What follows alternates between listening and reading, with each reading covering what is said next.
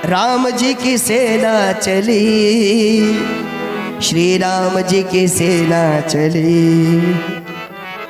हर हर महादेव, हर हर महादेव। रामचंद्र जी के संग लक्ष्मण कर में लेकर बाण चले, कर में लेकर बाण चले, कर में लेकर बाण चले। लिए विजय विश्वास हृदय में, संग वीर हनुमान चले।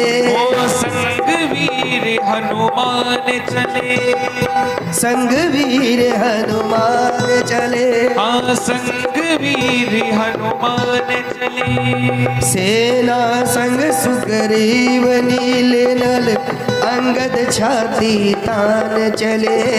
अंगद छाती तान चले, अंगद छाती तान चले। उसे बचाए कौन के जिसका वध करने भगवान चले। जय श्री राम, जय श्री राम। आज समुद्र पार सभी सेना ने किया। इधर रावण के यहाँ वार्तालाप चल रही है, और वार्तालाप में क्या हो रहा है, सभी लोग कमेटी बैठी, इमरजेंसी मीटिंग हुई कि भैया जिसके एक वानर ने लंका जला दी, उसके यहाँ जाने तो कितने वानर हैं, लाखों वानर आ गए, और अब तो समुद्र पार करके और कूच कर गए। अब क्या करना चाहिए? तो इतने में रावण का एक चापलूस मंत्री बोला। हम कह रहे थे ना, चापलूस, अगर मंत्री चापलूस हो जाए तो आप समझ लेना कि उस व्यक्ति का सब कुछ खत्म। सचिव वैद्य गुरु तीन, जो प्रिय बोल ही भय आस। अगर यजमान के डर से गुरुजी भी अगर ज्यादा प्रिय बोलने लग जाए तो उसके धर्म का खंडन हो जाता है, धर्म खत्म हो जाता है। इसलिए गुरुजी की सख्ताई पर आक्रोश न करें। गुरुजी अगर सख्ताई नहीं करेंगे तो अपने शिष्य को सीधा चलना नहीं सिखाएंगे। अरे सख्ताई करना तो गुरुजी का धर्म है, केवल कर्तव्य ही नहीं है। अच्छा, गुरुजी अगर सख्ताई ना करें तो क्या होता है? एक बार एक गुरुजी अपने शिष्य को पढ़ा रहे थे गीता जी का उपदेश, गीता जी पढ़ाई और बढ़िया अच्छे से, और कहा बेटा अब जीवन भर केवल भगवान के भजन करना, अध्ययन करना, गीता पढ़ते रहना जीवन भर। अब वो रोज उठता, एक अध्याय रोज पढ़ता, गीता पाठ करता। गुरुजी चले गए तीर्थ के लिए। एक गांव के बाहर कुटिया बनी हुई थी। एक दिन एक सेठ जी आए। सेठ जी ने देखा कि भाई ब्रह्मचारी जी बड़े अकेले पड़े हैं और इतने बड़े आश्रम को संभालेंगे कैसे। तो सेठ जी ने बड़ा अनुग्रह किया, हाथ जोड़कर बोले ब्रह्मचारी जी हमारे घर में ज्यादा काम होता नहीं, एक काम करेंगे, आश्रम का काम करने के लिए हम बेटी को भेज देंगे। और गुरुजी ने पहले गीता पढ़ा के समझा रखा था, बेटा ये संसार ये सब बेकार है, केवल गीता ही सब कुछ है, गीता का पाठ रोज करना। ब्रह्मचारी जी ने कहा आश्रम में काम बहुत होता है, कोई बात नहीं, आप भेज दें। अब बेटी आने जाने लगी। ब्रह्मचारी जी को आकर्षण हो गया, बिटिया को भी आकर्षण हो गया। सेठ जी से कहा, सेठ जी ने कहा ठीक है चलो हम अपनी बेटी की शादी आपसे करा देते हैं। ब्रह्मचारी जी की शादी हो गई। शादी के बाद सेठ जी ने सोचा कि बिटिया अकेली रहेगी, वहां पर खाने के लिए व्यवस्था भी करनी है, दूध का राशन का इंतजाम करना है, तो गाय भी पाल दी, एक गाय बांध दी। कुछ दिनों में ब्रह्मचारी जी का दो चार बच्चे भी हो गए। अब बच्चे हुए तो सेठ जी ने कहा ब्रह्मचारी जी किताब पढ़ने से काम नहीं चलेगा, आप खेती बाड़ी भी शुरू करो। तो कहो तो ब्रह्मचारी जी अब खेत में हल लगा रहे हैं। पहले ब्रह्मचारी जी गीता का पाठ किया करते थे, कुछ दिनों में 2-4 श्लोक, कुछ दिनों में श्लोक भी खत्म। अब कहो तो गीता ही धूल खा रही है। पहले तो गीता पढ़ते थे। एक दिन गुरुजी आए। अब गुरुजी ने आश्रम की दिशा और दशा दोनों बदली हुई देखी।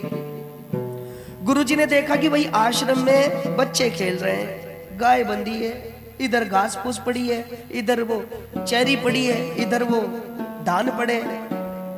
गुरुजी ने कहा बेटा यहां पर कौन सी माला खेल गई, बेटा यहां पर कौन सी माया खेल गई चेला बोला गुरुजी यहाँ पर कोई माया नहीं खेल गई है, तो यहाँ पर गीता ही फैल गई। आपने जो गीता हमें दी थी वो यहाँ पर विस्तृत रूप लेकर खड़ी है।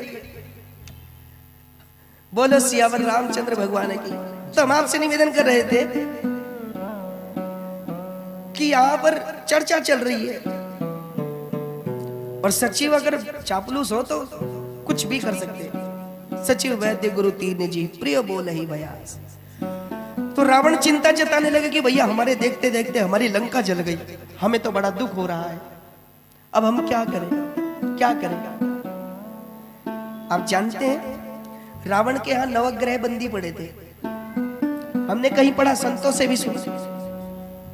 तो नवग्रह बंदी थे, उनमें शनि ग्रह ऐसे थे जो विशेष रूप से बंदी बनाए गए थे। क्यों? ऐसा हमने सुना है, पढ़ने में भी आया है कि जिस समय मेघनाथ का जन्म हो रहा था तो रावण ने नवग्रहों को कहा कि तुम सबके सब अनुकूल घरों में बैठ जाओ, अनुकूल ग्रहों में बैठ जाओ। अब कुंडली में अनुकूल ग्रह कौन से होते हैं? जब हम संकल्प पढ़ते हैं तो हम कहते हैं द्वितीय, तृतीय, षष्टम, अष्टम, द्वादश भावस्य अरिष्ट फल निवारण करणार्थे, यही होता है अभय जी है? और नवम, दशम, एकादश भावस्य विशेष फल उत्थानार्थाय। लगन में अगर अच्छे ग्रह हो तो अच्छे फल मिलते हैं, बुरे ग्रह हो तो बुरे फल मिलते हैं। चतुर्थ भाव की भी यही स्थिति है और सप्तम की भी यही स्थिति है, लेकिन अष्टम भाव तो अरिष्ट ही है, मृत्यु का स्थान कहते हैं। अब 8 ग्रह तो अनुकूल हो गए, लेकिन शनि ग्रह अनुकूल नहीं बैठे। तो रावण ने शनि ग्रह को अपने उल्टा लटका दिया।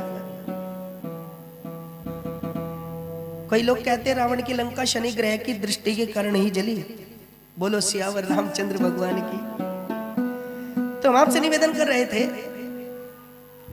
अब रावण बड़े परेशान है। तो इतने में एक मंत्री बोला महाराज चिंता मत करो। क्यों? कहो कवन भय करिय विचारा, नरक भी भालू आहार हमारा, नरक भी भालू आहार हमारा।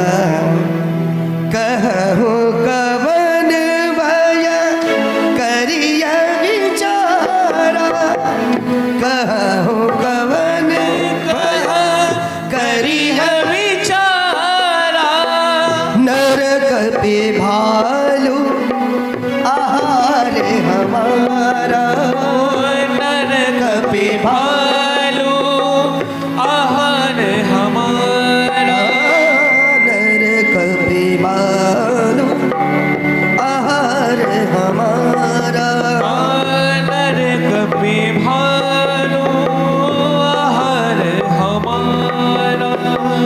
कहु कवन भय करिय विचारा, ओ कहु कवन करिय विचारा। मंत्री बोले महाराज चिंता मत करो, आप डरो मत, लाखों वानर आ रहे हैं, कोई बात नहीं, हम तो मांसाहार है ना। कहूँ महिष कहीं धेनु अर खज खल निशाचर बच्चे ही, ये तो राक्षस मांस मदिरा ही खाते हैं। चिंता मत करें, सब हमारा आहार है, हम सबको खा जाएंगे, सबको खा जाएंगे। उसी सभा में प्रहस्त बैठा था, रावण का बेटा, और रावण के बेटे ने प्रहस्त ने कहा महाराज सबके वचन श्रवण सुनी, कहा प्रहस्त कर जो नीति विरोधी न करिए, प्रभु मंत्र न मति अति तो। देखिए मैं मंत्रियों का विरोध नहीं कर रहा हूं, लेकिन मैं पूछना चाहता हूं। क्या पूछना चाहते हो? बोले महाराज ये मनुष्य, ये बंदर आपका आहार है, आप सबको खा जाएंगे? तो मंत्री बोला बिल्कुल खा जाएंगे महाराज, सबको खा जाएंगे।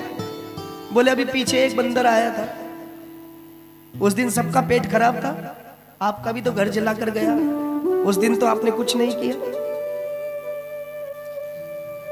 सब चुप हो गए। जामवंत जी ने समझाया महाराज, भगवान श्री राम से कहा प्रभु क्या आप